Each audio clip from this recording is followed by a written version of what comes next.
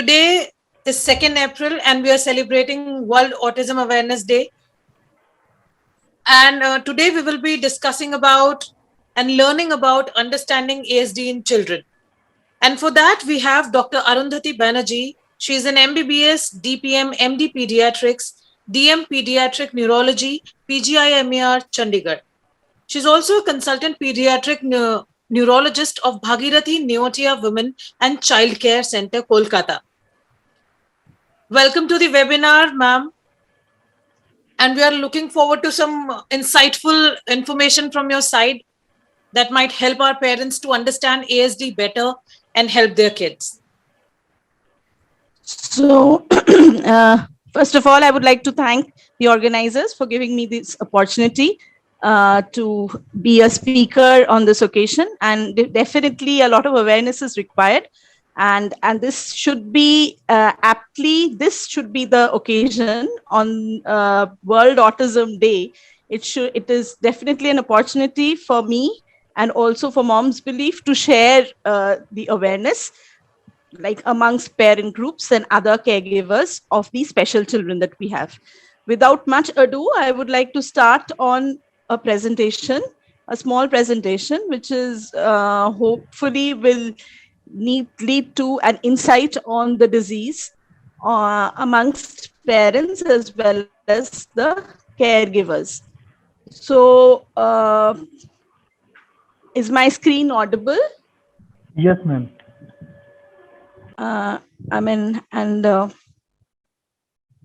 Slideshow, I think it's not yet slideshow. Yes, no, it's not slideshow, ma'am. You can do it on a presentation mode. No, that's okay. I'll just make it. Not I think showing, now. ma'am. Yes. So, I think to start with, this is actually autism or autistic spectrum disorder, which I have dwelt upon from a pediatric neurologist's point of view. And that I would like to share some awareness regarding this disease, which is not so common. So on this day of World Autism Awareness Day, at least 1 in 100 children are suffering from this disorder. So without much ado, I would like to go into I would like to start with a case scenario in which we have a 3-year-old male child who was referred from the general OPD to the pediatric neurology specialty OPD for poor communication, poor social interaction, impaired language, and repetitive activities. So these are the complaints with which the child came. And on further query, we learned that his vocabulary is restricted to 3 to 4 words. He could not speak out what he wants. He simply communicated by means of gestures or sounds. That is pulling mother to a place where he wants to go, responds sometimes, but doesn't respond at other times, is in his world mostly, at times makes sounds in unusual tones, non-specific vague sounds, some language which he only is aware of, and doesn't point at objects of interest, doesn't imitate any action or person. So these were typically the complaints with which the child arrived. And taking the history regarding his socialization, we observed that he had poor eye contact. He was in a world of his own. He ignored others and occasionally parents also. It was not always that he responded to the commands of his parents. And he didn't mix up well with his peer age groups as well. Those were the complaints that they had. On observing his behavior and play, he was a bit hyperactive according to his age, though this age was not absolutely to label him as hyperactive. However, he didn't know how to play with toys. He mostly destroyed toys, kind of disassembled them, had unusual attachment to certain things like cycles, spinning objects, balloons, plastic caps, brooms, and didn't allow others to touch the cycle or didn't allow others to, to touch the objects of his interest. Could play on with for hours together with simple things like water, atta, removing case, tapes, had abnormal repetitive behaviors, which we called it stereotypies, like banging things, waving brooms, or, hand flapping behavior when he was excited, laughed excessively, cried also very easily, threw temper tantrums, which are known as meltdown reactions, and had a walking also with an odd gait, did toe walkings at time, and kept everything in the mouth. I mean, he had difficulty in chewing food also. He took a long time in chewing and finishing his food, and he always kept everything in his mouth. So this was what we observed in his behavior and in his uh, apparent demeanor. On examination, we did a general examination in which his anthropometry was well within normal limits. The thing which was bothersome, which is bothersome for from a neurologist's point of view, is his head size. Head size has a particular, centiles, and it was well within the normal. His vitals were stable. As for the neurocutaneous markers that we look for, that is any birthmarks, which I often ask the parents also. We had one cafeola macule, which is actually a brown hyperpigmented macule, which this child had on the neck, which was approximately 1 × 1 centimeter. And there was no other significant neurocutaneous markers, which could suggest some underlying disease.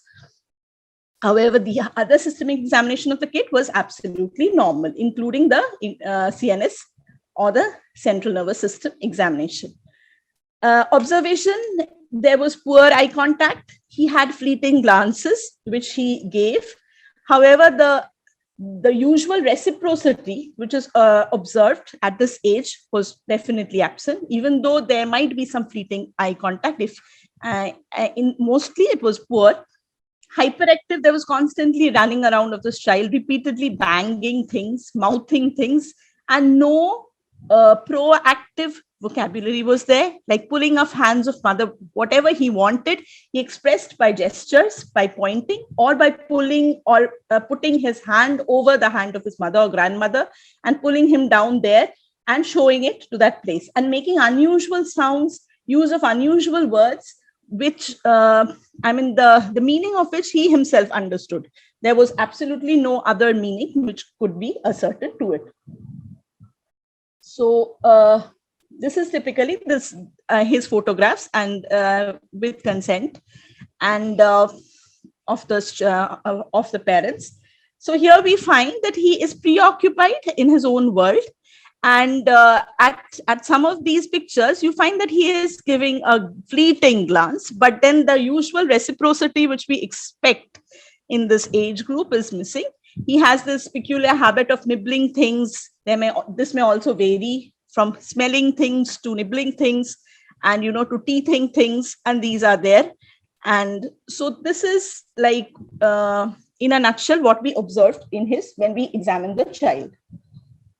Now, as for objective assessment, we have certain scales of his VSMS and CARS. CARS is actually a screening scale for autistic, in which he scored quite high, and we have a cutoff of 30, and he definitely exceeded it, and therefore he was diagnosed objectively as severe autistic spectrum disorder.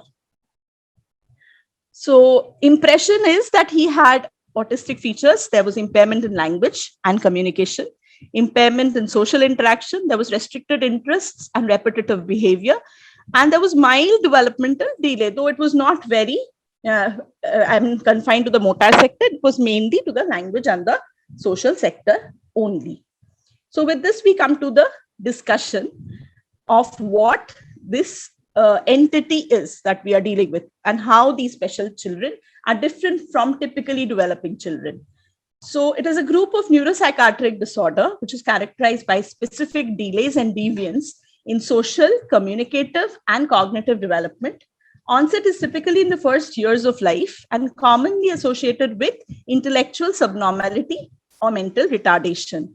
It differs from other developmental disorders in that behavior features are distinctive and they do not simply reflect developmental delay. Social interaction is particularly deficient in these kids. So we have clear-cut criteria, DSM-5 criteria, which gives us certain criteria which objectively helps us to arrive at the diagnosis, even though the clinical signs and the soft pointers should be one of the things. So persistent deficits in social communication, social interaction across context, not accounted by general developmental delays, manifested by all of the following. That is deficits in social and emotional reciprocity, deficits in non-verbal communicative behaviors, and deficits in developing and maintaining relationships appropriate to the developmental level. So these kids, it is not that they are not speaking. Sometimes it may so happen that they may also speak words and sentences, but they will definitely and typically lack this reciprocity in communication, verbal and non-verbal. So that is very important. Next, we come to the next criteria, which is restricted and repetitive patterns of behavior, interest, or activities as manifested by at least two of the following. That is stereotyped or repetitive speech. It can be that whatever you are saying, he is going on repeating. It can be some motor movements like hand flapping behavior, like teeth clenching, hand flapping. These are the common behaviors which we notice, especially when the child is excited, angry. Excessive adherence to routine. Sometimes he's sticking to whatever he is, like whatever he wants to do, and he is meticulously maintaining those things. Like he's keeping his toys at a particular place, and he prefers it to be at that place and not move it elsewhere. And he is absolutely excited when anybody does so.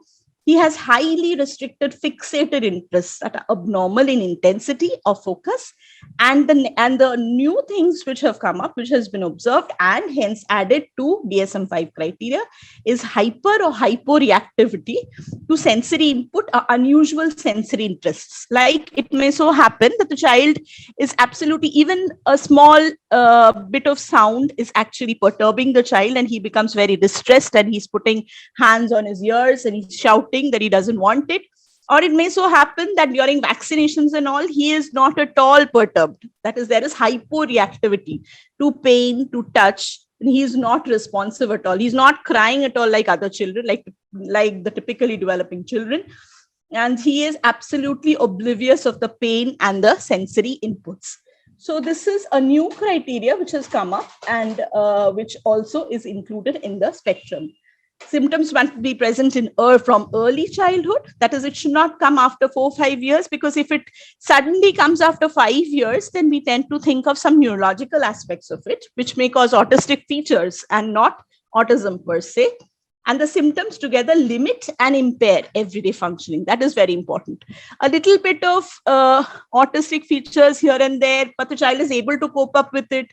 The child is able to lead a good social life, is able to interact with peer groups, is still acceptable.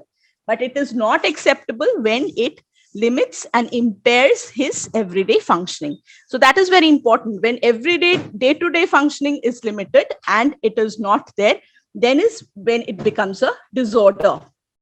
So coming to epidemiology, as I have said, almost 1 in 100, to be precise, 1 in 89 kids, if we deal with any, if we are dealing with Indian studies. The latest which was done, it was a pan-India study in which some representative samples were taken from 5 zones, and it was extrapolated for all the neurodevelopmental disorders, which was published in 2018 in PLOS Medicine, and which showed that in India, it was around 2 million autistic people are there in the population, of which 1 in 89, to be more precise, are suffering from this disorder. So it is not that uncommon. So what are the early signs of autism which one must look for?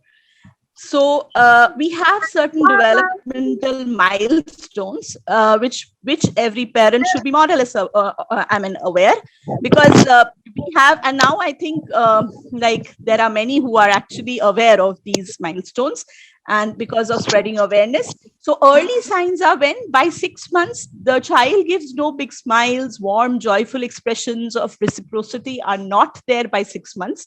By 9 months, if there is no back and forth sharing of sounds, like there is no reciprocity of sounds, smiles, etc. 12 months, there is no consistent response to his name, no babbling, no back and forth gestures such as pointing, showing, reaching, waving, or 3-pronged gaze, with we say. That is, a child is looking at you and then again looking back. 16 months, he has no single words, then that is also should be alarming. And 24 months, when no 2 word meaningful phrases If they do not appear by 2 years, then you are definitely in, and there should be suspicion regarding this disorder, and you should seek help early, because the earlier you seek help, the better will be the outcome, and the better will be the outcome of the therapies. Now, coming to the etiology, it has remained still an enigma to us. No single known cause has been attributed. So it's not that there is milk allergy or there is gluten sensitivity that is associated with autism, though.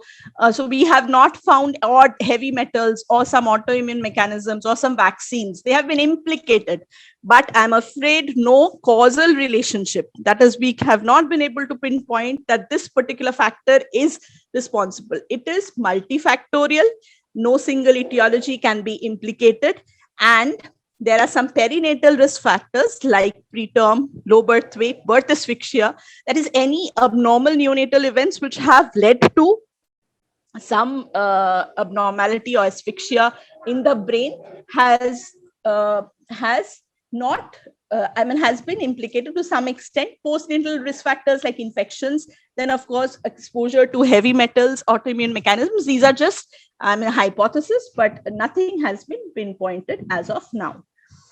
There may be some, so we have a group which is autism, or which is autism per se, which is essentially boils down to genetic factors or multifactorial. And there may be a group of disorders which have autistic features, but they associatedly, they have global developmental delay. That is, they have delay in all other sectors, including more so in the social and the language sector.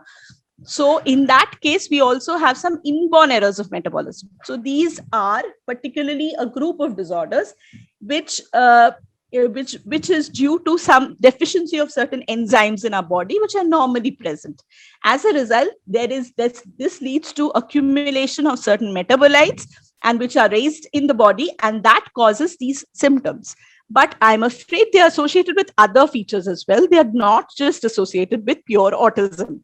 So inborn errors of metabolism are some of the rare causes which from a neurologist point of view, we should always look for, because then they have a different approach and a different treatment, and it is definitely not the same as we would have treated any other autistic child. Genetic problems, we have certain single gene disorders which are attributed to these disorders, like I have dwelt in my subsequent slides, that there are certain single gene defects like Fragile X syndrome, which is for male kids with autism. They should be screened for. If they are not improving on therapies, then they should be screened for in order to prognosticate, and it is due to a single gene disorder. And we have another entity which was initially included in the autistic spectrum, but now I'm afraid Rett's is considered a separate and a neurodegenerative disorder. So Rett syndrome also is very akin to autistic spectrum disorder, but they are also some single gene disorders which are included in the causation of autistic spectrum disorder. As for genetics, the population prevalence is nearly 1%. Male to female ratio is 4:1. Families have a recurrence risk. That is, if you have a sibling, then the recurrence risk in the sibling is 10 to 20 times more than the normal population. We have certain single gene disorders that I have mentioned, of which Rett syndrome is female with Rett syndrome. They have specific features which are slightly different from the common autistic spectrum disorder. And we have also Fragile X in males, besides some neurocutaneous syndromes like tuberous sclerosis complex, like macrocephaly with KP10 mutation, which are some genetic causes, single gene, which are associated with this disorder. Individually, they are quite rare, but cumulative risk is as high as 40%. So in a child who is having some dysmorphism, dysmorphism meaning a child having some atypical physical features and not improving with therapy and having different head size, different other neurocutaneous markers should be screened for these single gene disorders as well. Common practice is to screen for these disorders. So this is just to give a photograph. These are photographic representations of some certain neurological disorders, more so some neurocutaneous syndrome, which we which we are associating autism with very highly. So in that case, we have, this is the first picture showing hypopigmented oblong shaped macules. They are macular hypopigmentation, which are known as Ashleaf macules. They were associated with tuberous sclerosis complex. We have another neurocutaneous marker, which is known as Sjogren's patch, and we have these subungual fibromas. They are all associated with tuberous sclerosis complex. They have typical morphological features. They have acne-like features, which you're observing, which you can observe in this picture, and which resembles, and they have also certain findings on MRI, which help us to make a clinical diagnosis. Next, we have certain other neurocutaneous syndromes, like we have brownish macular like I have pointed out in this kid, as well as port wine stain, which is a hyperpigmented and a reddish macule, which is present on one half. So all these are neurocutaneous syndromes that may be associated. There may be some bony abnormalities associated with neurological manifestations, which are very frequently associated with autism. Like we have this anterior bowing of tibia, which is known as pseudoarthrosis of tibia, which is commonly associated with autistic features. So this is a child, so in a male child having a different morphological feature, especially the facial features. We have elongated face and broad forehead, large prominent nose, and high arched palate, prominent jaw, dental crowding, and macroorchidism, which is seen in post-pubertal males. We may have squint. There may be other, cardiological features like mitral valve prolapse, and hypotonia and joint laxity. That is, they are very flexible. They can fold their arms, they can fold their elbows, they can backwards also. They are extremely flexible. They have a hollow chest, and they have a curvature of the spine, which is known as scoliosis. And these are common features of Fragile X syndrome, which is a single gene disorder, which is associated with a strong association with autism. So coming to the comorbidities which are associated with autistic spectrum disorders. So they have severe or profound intellectual disability to the tune of 50%, mild to moderate intellectual disability in 35%. They have normal IQ in 20%, engaged in physical aggression, that is, they have aggressive behavior in 50%, and about 70% have comorbid mental disorders, that is, psychiatric disorders, and 40% have 2 or more, that is, they have multiple psychiatric and other neurological disorders which may be associated. Amongst the comorbidities which a child neurologist should look for, one is a childhood epilepsy and autism, and which is significantly more symptoms, and they are responsible for the maladaptive behaviors than children without epilepsy. So when do we embark on metabolic testing? So what is metabolic testing? So when these are some of the metabolic or inborn errors of metabolism, which we consider when a child has autistic features. So inborn errors of metabolism, usually, so when do we consider? Then we have to check for inborn errors of metabolism. They have, however, low incidence and high impact illness, and they usually present much earlier in life. They may be associated abnormalities of tone, like it is not only purely autism. The child is generally delayed in all sectors, may have some movement disorders like some stiffness of legs and hands, or some choreoarthrotoid movement, or there may be some neuroregression of the neuroregression. And on focused history, there will be global developmental delay, early deterioration. There can be some metabolic acidosis. That is, if we get his metabolic tests done, they will have some acidosis in their blood, and other stigma of metabolic disorders, of which we have phenylketonuria as one of the metabolic disorders, and also we have Sanfilippo, which are also as a mimic of autism. They are very highly associated with this disorder. So what are the pointers when we should think of metabolic testing? When we have a history of consanguinity, or we have history of anemia or any acidosis in blood, which is abnormal, or history of involvement of other systems as well. And there is delay in all the sectors, not only in the social and language that and communication skills, but all the sectors as well, which along with tone changes, along with seizures, then we can think of these metabolic testing, which should be done. And there are a host and a list of metabolic disorders which are associated with autistic spectrum disorders, and which should be screened for. But of course, that mandates referral to a pediatric neurologist so that it can be done appropriately. These are mitochondrial disorders. Again, there is autistic regression along with delay and regression, and there'll be abnormal neurological examination, and they will have lactic acidosis. So all that is not pure autism, or when we should think of not pure autism. As for the investigation of these children, it is we have a tiered approach in which if we have some dysmorphism, then we should go for chromosomal microarray, and then we should go for karyotyping, and then finally whole exome sequencing. So these are genetic tests which are done stepwise. And first diet is, of course, a good history. We have to think of any, if we have suspect any genetic disease or inborn errors of metabolism, then we have to have family history, 3-generation pedigree chart. A dysmorphism, we have to go for chromosomal microarray. In males, if not responding or we have some atypical features, then we have to think of Fragile X. And females, we have to go for MECP2, which is mutation which is variant associated with Rett syndrome. And we should be screening for this in order to prognosticate. This is a tiered approach, which has been algorithmically represented. Now, coming to the interventions, it is essentially multidisciplinary. The approach, the awareness should be spread.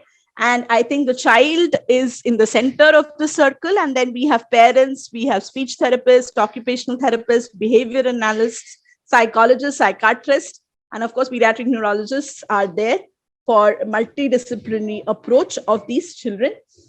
Course and prognosis: by school age, many children with autism, if they are subject to therapies, then they become more responsive socially, language skills improve, self-stimulatory and other problematic behaviors may become common. Adolescents, a few make marked developmental gains. With earlier intervention, this is definitely, they are able to be included in the mainstream of our child. So role of pediatric neurologist is definitely, we have to identify what is not pure autism and identify the genetic causes and the inborn errors of metabolism which are associated with them. If essentially autism develops quite early, if we have autistic features in a normal child, typically developing child suddenly develops autistic regression after 4 years, after 5 years, then we have to think of refractory epilepsy. We have to think of neurodegenerative disorders. So those are the things which a child neurologist should be picking up. We have to definitely treat the comorbid conditions which are associated, and of course, the genetic counseling if single gene disorders are involved. With that, I would like to end my session. I hope I've been able to spread some amount of awareness on this World Autism Awareness Day. And I would just like to say that the theme this year is to have an all-inclusive society in order to include these special children by means of multidisciplinary therapies, as well as certain drugs which are advocated as nutraceuticals, and in order to include them in the mainstream as far as possible. With that, I would like to end my session, and I would like thank you for your patient hearing, and I would like to be happy to take any questions, if any. Thank you.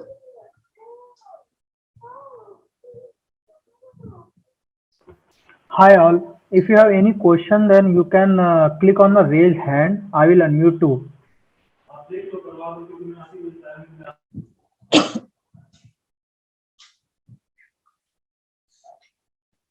So, Shiv, there is one question Yes, that I would like to take up. From Anusha.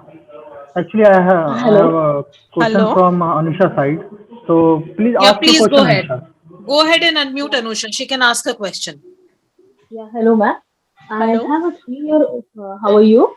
Yeah, fine. Ma'am, I have a 3-year-old son. Okay. And I'm just going through the delay test for him regarding the speech, and he was identified as having some of the autistic features. So when I Okay. consulted my pediatric neurologist, so they Mm-hmm. advised for a MCI test, which is an MRI scan, and also Okay. they found some Mongolian spot, that is exaggerated Mongolian spots. Okay. Also, there has been a speech regression because the main reason why I went because of the speech regression, he started talking at the early age of one. Like he started saying appa, amma, akka, like cow, moon, and then all of a sudden he stopped. So now he only can imitate the sounds of like various animals and only two or three phonic words like ba, ka, ta. So that's the reason why I went, and then he had some repetitive actions like flapping of hands and rotating of the toys. So Okay. now I'm like concerned after reading on, to be very honest, Google, when I was searching like what that Mongolian spots is all about and why there is an MCI. So typically MCI test is something which is associated with Alzheimer's and dementia. But what I know is like that is something which is about 60. So what is the cause and how you are like going to come to a conclusion what actually went wrong with this MRI? Because you have also said that there are certain spots which are like very Yeah, prominent. we look for some neurocutaneous markers. And if you have excessive mongoloid spot, generally those are normal findings in infancy. They tend to develop, they may be in infant or a newborn, and then these disappear with age. With 6 to 8 months or at the most 1 year, they usually regress. But if there is persistence of these mongoloid spot and that is in excess, then we should think of some neurodegenerative conditions as well. And the MRI would definitely give us a pointer as to what next has to be done. So if that is so, if the MRI shows something significant, then, but sometimes it may be also, I don't know how extensive is a Mongolian spot, and how extensive are they, because sometimes it may so happen that it may be an associated finding. So it is, of course, if your pediatric neurologist attaches some importance to them, then they must be significant. In that case, we need to see it, and then we should repeat an MRI and see if there are significant findings, and workup is mandatory on those lines. How was his development till 1 year? Was it absolutely normal? Yeah, the only he was very normal, but when he started crawling, that was the first time that my father has noticed. Like when he crawls or when he has to catch a ball, he used to spin himself. But then gradually, after 2 months, that was completely stopped. And then when he grew, he was interacting. And the second sign was he was extremely like afraid, or he does not like strangers. The moment he sees anyone's face, he used to cry a lot.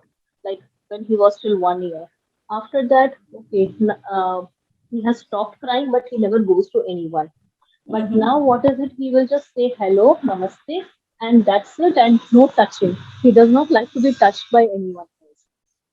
So Okay, that's so I cuddling think or further even. workup is required, and if we have any abnormalities in head size, then head size, that is, as I told you before, our kids' head grow at a particular the rate, and that is, again, we have specific charts for that. So if it is not conforming to those normal standards that we have in our population, then we generally go in for a neuroimaging. If the neuroimaging is abnormal, then we think of certain other metabolic causes which may be like associated with autism and autistic features in that case. Of course, the treatment varies, and it depends on it varies according to case basis. And of course, the prognosis also varies, because there might not be optimum improvement that we usually desire. My neurologist said that after viewing like the head circumferences, everything physiologically, everything is correct.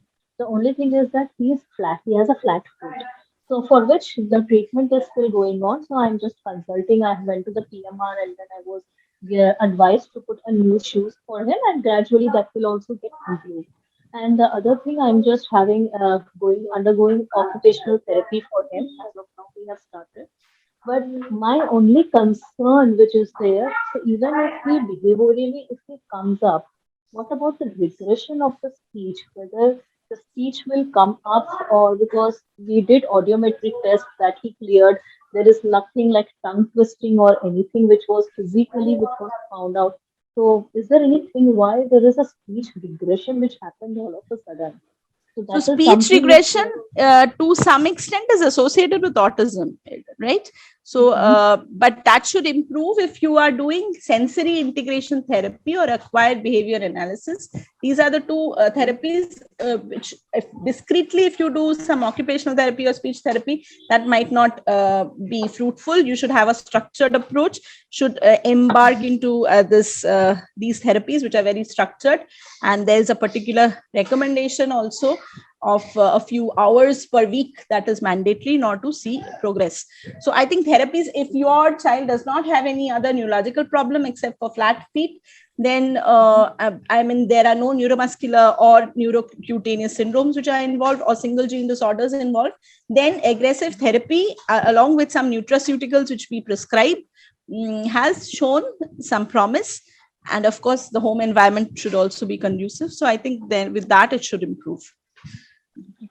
And now, is there any actual guidance for the parents so that they can, as a mother, I can give like the sensory therapy or anything where I can just find out, or where I can just read any good books for us as a parental guidance so that we are also aware of how it goes and what are all the different things that we from our end can put in to cure the kid.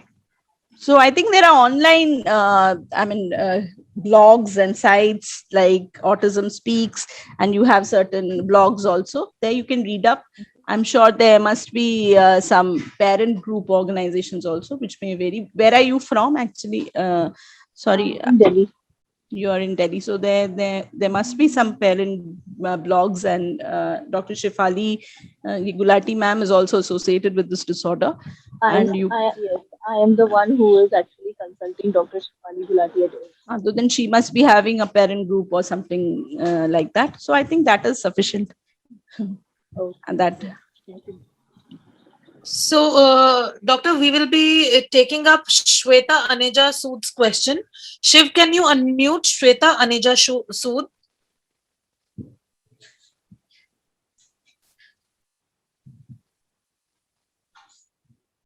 Yes, ma'am. She is on mute. Please ask your question, Shweta. Good morning, ma'am. good morning. Ma'am, I just wanted to ask that my son is he's 3 years old. He's recently diagnosed with autism, mild to autism. I just want to ask that we are going for speech therapy and occupational therapy, but he does not cooperate with the therapists. So can I ask, what can I do at home for encouraging his speech?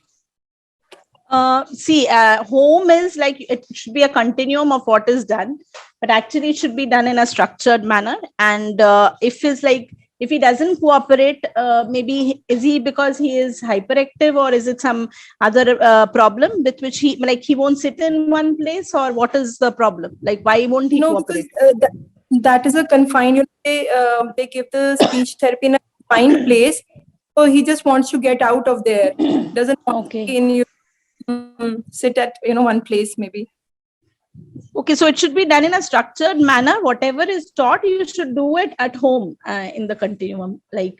And you should do it as, it is best if I see the child. It's very difficult to, assess and do and tell you something. But of course, whatever, if speech therapy is carried out, it should be done at home as well, as whatever is done in the centers, or this has to be continued at home by the parents, and caregiver should be proactively involved in doing whatever is being taught there. So it is a systematic manner in which they teach how speech, what are the deficits in your child, and they try to address those deficits.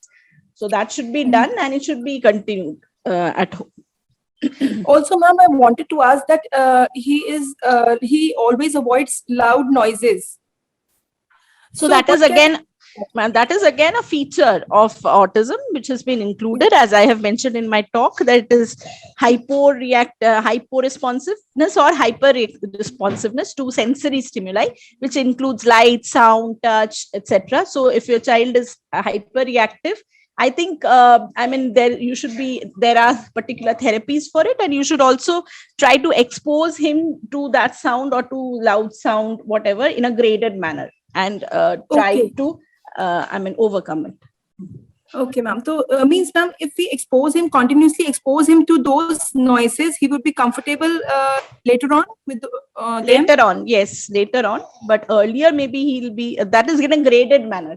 You initially do not give such loud sound. You try to do it in a graded manner. Right. Thank you, ma'am. Thank you so much. Okay. You're welcome. Shiv, can you unmute the person who had raised her hand? Yes, ma'am.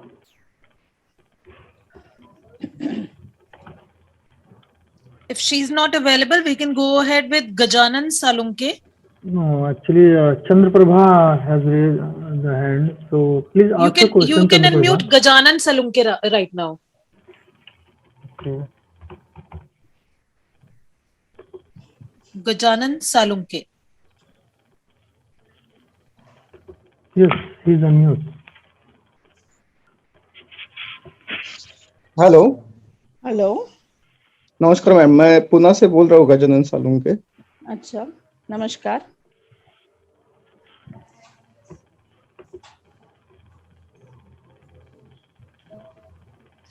Gajanan, आपकी आवाज नहीं आ रही है. Can you please ask your question? Hello Yeah, you're audible. हाँ.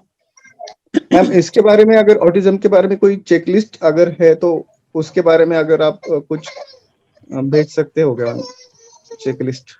I think it is CARS is available, the Childhood Autism Rating Scale. We have Indian standards as well, but they are will be complicated for you. They are actually, psychologists, they are trained to do this, but you can try CARS out. Maybe you can understand, or even the DSM-5 criteria, which I have mentioned in my talk, is available on the net, and you can take it out and then kind of checklist. And I have also told you the early markers, that if a child does not babble by 1 year, shows poor reciprocity of contact, has these hand flapping behavior, stereotypies, has this hand over hand pointing, which we call it. That is, if the child drags the mother by placing hand over her hand and then points to a particular object, rather than communicating that I want that. So that those are some of the early pointers, or if there's lack of joint attention by 1 year. Joint attention is like when you are dealing or when you are spending quality time with your kid, and if the child doesn't cooperate with you and if you are sharing a picture and trying to explain something and your child doesn't focus on it, so that is when we call it the joint attention is not there.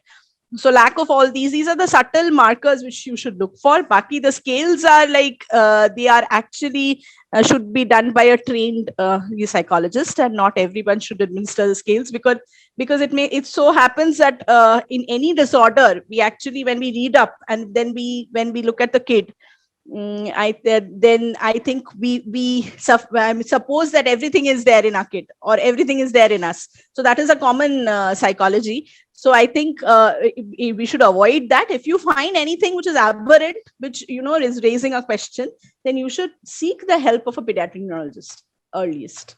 That is so as to clear your doubts. और एक सवाल था ma'am कि और इनके बारे में हमें बिहेवियर मॉडिफिकेशन के बारे में अगर कुछ थोड़ा.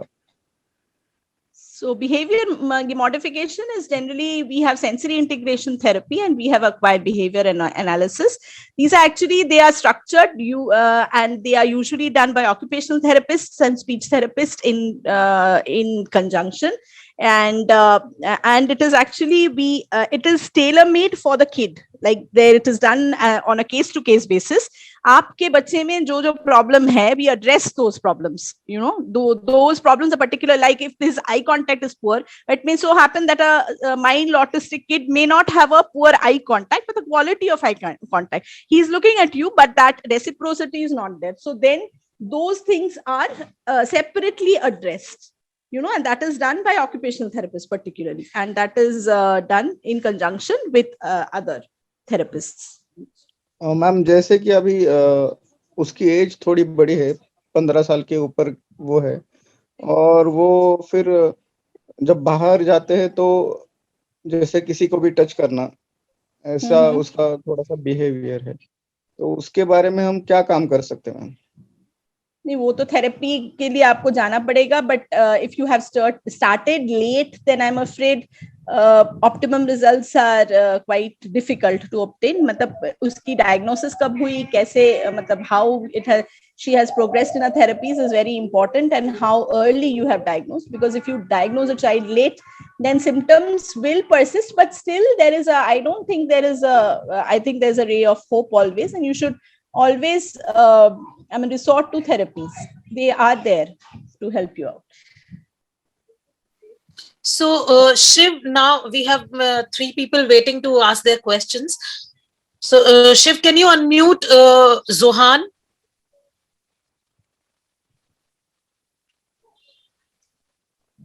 Please unmute Zohan so he can ask his question. Johan, please ask your question. You are on mute.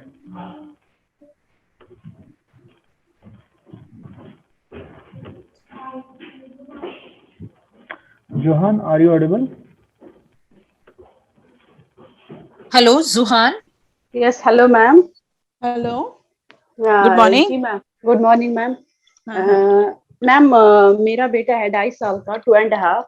Okay. So 20 months तक तो वो बिल्कुल नॉर्मल था, मतलब हर एक चीज उसमें टोटल नॉर्मल थी. इवन मुझे लग रहा था कि ये बहुत एक्टिव है हर एक, एज कम्पेयर टू हर सिस्टर, क्योंकि उसके सिस्टर को हर एक माइलस्टोन लेट आ रहा था, बट मेरा बेटा टोटली अच्छा जा रहा था. इवन मैंने बोला परफेक्ट जा रहा था अल्हम्दुलिल्लाह. लेकिन लॉकडाउन की वजह से हम बाहर नहीं जा पाए, बिल्कुल बंद हो गया बाहर जाना, किसी से मिलना जुलना नहीं. हम एक्चुअली यूएई में रह रहे, तो यहाँ पे एक रूम में वो टोटल बंद हो गया. तो उसने स्क्रीन पे बहुत टाइम दे दिया. तो हमने भी नोट नहीं किया, हमने उसको स्क्रीन के टाइम बहुत टाइम तक रखा, ऑलमोस्ट 6 months तक. तो 6 months के बाद मुझे लग रहा था, तब तक तो अच्छे से 1 sentence भी बोल रहा है, अच्छे जो मैं सिखा रही थी वो बोल रहा था, सिस्टर को ये फॉलो भी कर रहा था. तो उसके बाद मुझे लगा तो ये तो कोई रेस्पॉन्ड ही नहीं दे रहा, इसने रेस्पॉन्ड करना छोड़ दिया, इसने आई कांटेक्ट छोड़ दिया, इसने सब कुछ छोड़ दिया. तो एकदम से फिर मुझे जब एक्चुअली मैं एक बार पीडियाट्रिक के पास गई, तो उसको मैंने ऐसे पूछा, तो उसने बोला अभी 3 years तक आप वेट कर लो. फिर मैंने फिर से दोबारा पूछा, नहीं बोला तो ऐसा देखो फिर इसको टेस्ट करो ऑटिज्म के. तो उसके बाद मैं न्यूरोलॉजिस्ट के पास गई, उन्होंने बोला नहीं ये तो बिल्कुल ठीक है, इसका पावर शावर सब कुछ एक्टिव सब कुछ नॉर्मल इसका है. तो उसके बाद मैंने साइकियाट्रिस्ट को भी दिखाया, तो उनको भी मैंने ऑटिज्म के बारे में पूछा, तो उन्होंने भी बोला नहीं ऐसा इसको कोई मसला नहीं, बस ये बंद हो गया है रूम में, इस वजह से इसको ये सब हो गया है. अभी मैं 1.5 months से इस मोहम्मद वलीद से ले रही हूँ. तो अभी मैंने पहले ही, लेकिन जब मैं सर्च कर रही थी अब क्या करना चाहिए, तो मैंने खुद ही इसको राइम स्टार्ट किया, ये बाहर लेना फिर भी वापस स्टार्ट किया. जब हालात थोड़े से ठीक हो गए, बहुत उसके साथ खेलना स्टार्ट किया, तो इससे मोहम्मद वलीद से मुझे थोड़ा थोड़ा फर्क तो आने लगा. लाइक उसको A to Z सारा with sound with 1 word learn है, पार्ट्स ऑफ द बॉडी वो दिखा रहा है मुझे, फ्रूट्स 4-5 याद है, वेजिटेबल 2-3 याद है, लाइक एनिमल्स भी बहुत सारे याद है अभी, एंड ये सब है. और बाहर जब मैं उसको लेती थी उसके बाद, तो वो वहां मुझे एग्जिट की तरह भाग जाता था, एकदम एग्जिट की यहाँ की तरह भाग, यहाँ की तरह. उसमें भी मुझे अब उसमें थोड़ा थोड़ा सुधार आने लगा, लेकिन अब मेरा हैंड पकड़ के चलता है, ये सब है इसमें.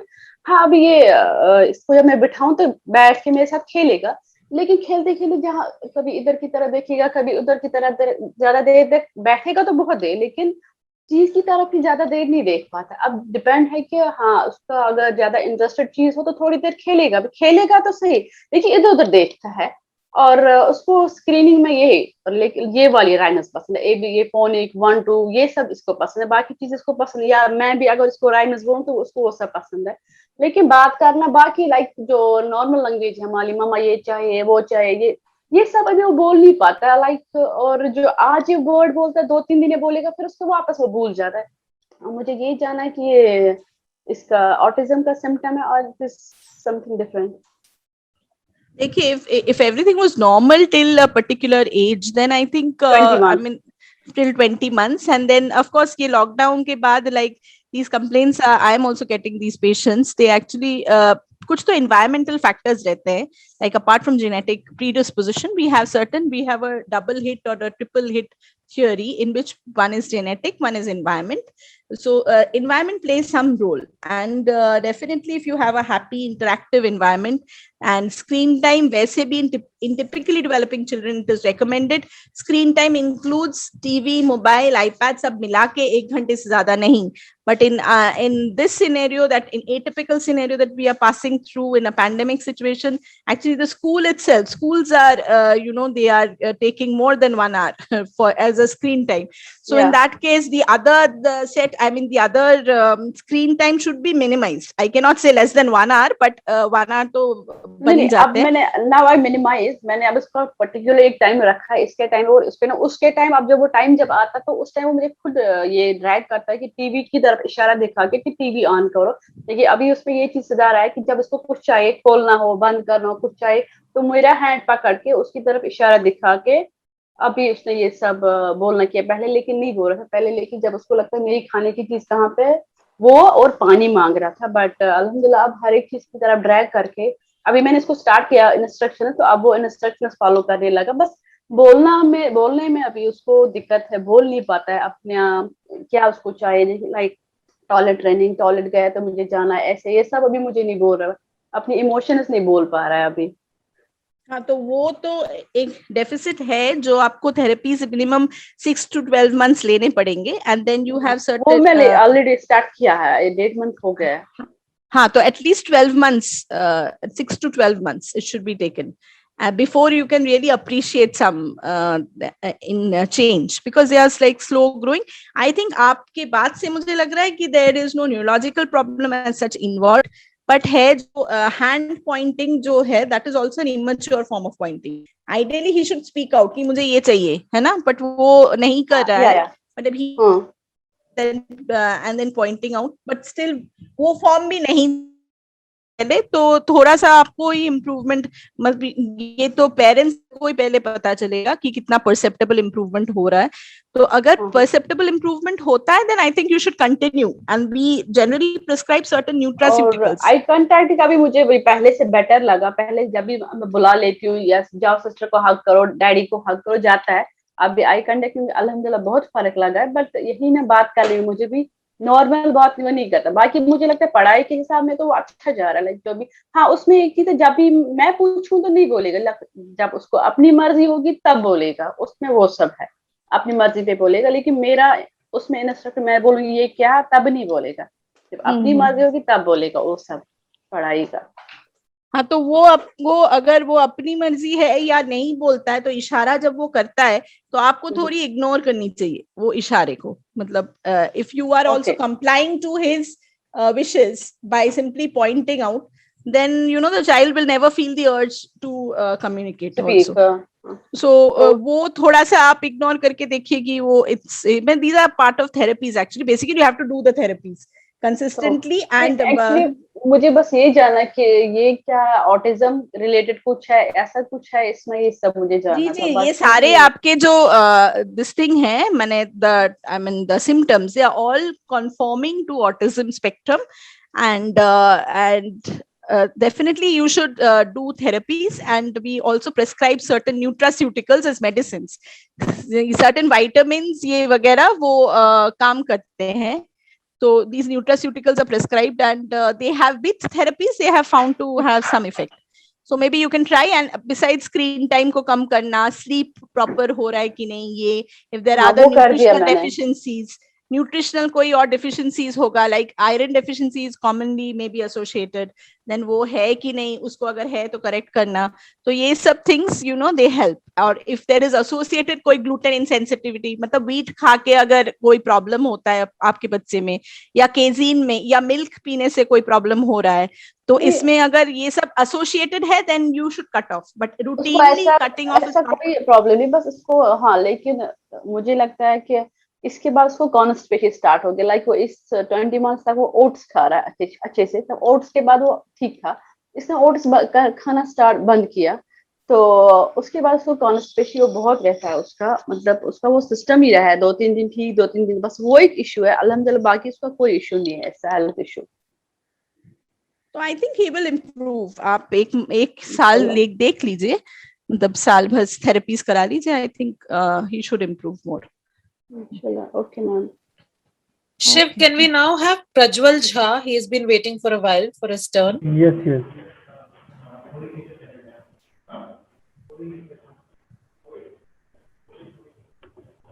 Hi, Prajwal. You are on mute. Please ask your question.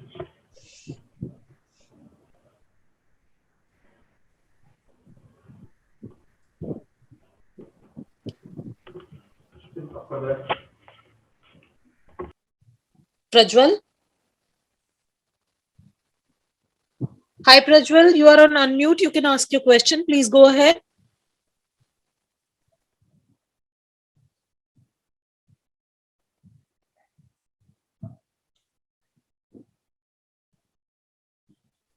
Shiv, can you check if he is on unmute? I think his side some network issue, so he left. I have another question from Poonam side. I am unmuting to her. Sure. Hi, Poonam. Please ask your question. You are unmuted. Yeah. Hello, ma'am. Hello. My daughter is 3 years old, and she is 11 kg approximately. So I Okay. would like to ask that if we are avoiding the gluten and casein-free diet, then the diet also, the nutrition becomes so restricted for them. So is it very necessary to avoid the gluten and casein-free diet for these autistic children? I mean, is it going to aggravate the autistic behaviors in them if they are given gluten and casein diet? Because otherwise the diet become very restricted. Yeah, I agree. See, there is no, as I have mentioned, that the etiology is not known. It is multifactorial. And we do not recommend routine abstinence of gluten and casein. Routine, this thing is not recommended. If your child has any problem while taking milk, or if your child has any problem in taking wheat, rye, oat, barley, then we recommend that you stop these. And of course, sugary things we ask them to avoid. But as such, if your child is not having any problem Yes. taking these, then I don't think there is no, there is no necessity upfront to stop these from your diet. Because as you say, Actually, they are an essential part of your diet, should be included. Yes. Yeah. Did she Actually, I have would any like to say that problem?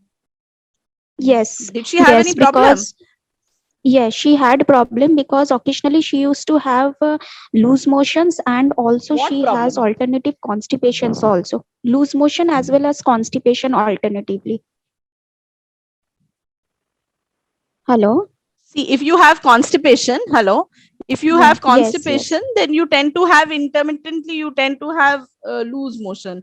They are due to the Yes. constipation per se. So if you should correct your bowel habits, it might not be, but your child has some failure to thrive. Is it her height and all? How are they?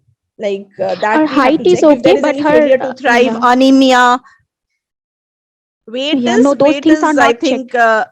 11 kg those things. So approximately. 11 kg is a little bit on the lower side, but there's nothing Yes. to really harm. But we have to check whether there are nutritional deficiencies associated, and if the height gain is proper or not. According to your Okay. mid-parental height, we have certain norms, and then you have to plot it on the graph and see whether your child is growing well or not. So if the growth is fine and you have this alternate constipation, diarrhea, then you can check. You can correct this bowel habit by means of stool softeners and which are commonly used like polyethylene glycol, and see whether your bowel habits resort to normal.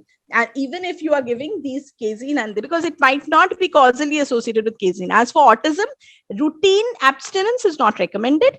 But if your child has failure to thrive, nutritional deficiencies, and other problems which are associated with casein and on intake of casein and all, then I think then you have to screen for also certain disorders like celiac disease, and you should seek help from a pediatrician in that case. Okay. Thank you so much.